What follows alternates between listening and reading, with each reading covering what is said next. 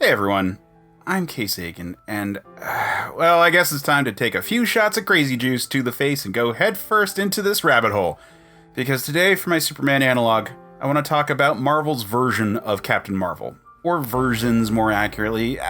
I'm talking about Mar Vell. Now, for the very first entry in this series, I talked about the classic Captain Marvel, better known today as Shazam for complicated legal reasons, which is part of the reason that there have been others since that character. Like a robot who could launch his arms at the command of Split Zam. But for fairly obvious reasons, Marvel Comics wanted to own the trademark to Captain Marvel, so they created Mar Vell, a Kree soldier. The Kree are probably best known from the Guardians of the Galaxy movie or the MCU adaptation of Captain Marvel, but they'd been big players in the Marvel Comics universe since the early days. Captain Mar Vell was sent to Earth to spy on us while flirting with an officer named Carol Danvers. He was able to do this because while most Kree have blue skin, they actually have multiple races. And many of those are pigmentations that match what Earth produces for humans. Despite theoretically being undercover, if trouble popped up, he would get involved.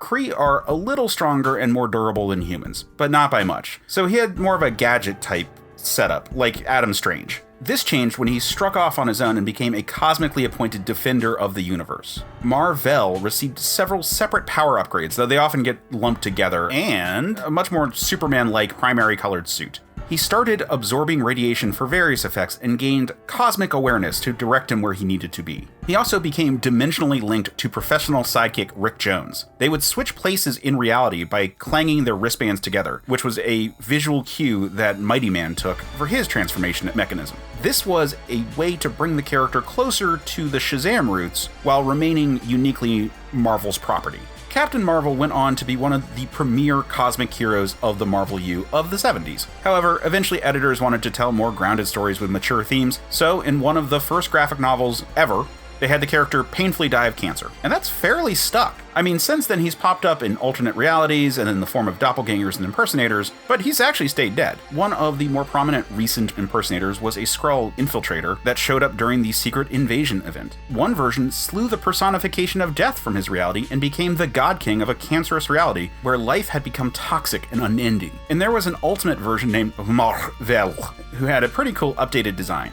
Now, while his powers aren't an exact match for a Superman type, he is a solar-charged alien with a actually fairly similar alien name, who makes for a dashing point man to any field of superheroes. His name is spoken with reverence by the heroes of the Marvel U. He remains the hero that most aspire to be. But while Mar Vell was Marvel's first Captain Marvel, he is but one of many. So next time, I'll be picking up with his successor.